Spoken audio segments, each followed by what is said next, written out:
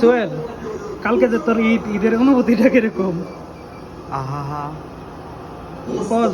একটু পাবলিক শুনো। ঈদের অনুভূতি অনেক কিরকম আমি বুঝাবো। আজকে একটা চাঁদ রাত যাচ্ছে যে পুটকি মারা নিচ্ছে কাস্টমারের জ্বালায়। কেমনে? কালকে ঈদ, কালকে আরো বেশি কাস্টমার। তো আমাদের কোনো ছুটি নাই ভাই, মানে একটা আলাদা রকম প্যারায় আছে। ঈদ ঈদ আমার লাইফে কোনো ঈদ নাই। ঈদ জিনিস ভুলে গেছি আরো 3 বছর আগে। ঈদ বলতে কোনো শব্দ নাই আমার লাইফে। নামাজ পড়ো, নামাজ পড়ে এসে ঘুম, খাওয়া দাওয়া করে এসে আবার ডিউটি, আবার বুকি মারালো আবার সেম। খুব সুন্দর। তোমার অনুভূতি কি মাপ ভাই? কোনো অনুভূতি নাই, ঈদের অনুভূতি? কোনো অনুভূতি নাই। যে ডিউটি করতেছি, কালকে ডিউটি করবো ঈদের দিন, এটাই অনুভূতি। মজা লাগে না? খুব মজা। বিদেশ খুব বিদেশ। সুন্দর। কই কাসার ভাই, আপনার ঈদের অনুভূতি কি?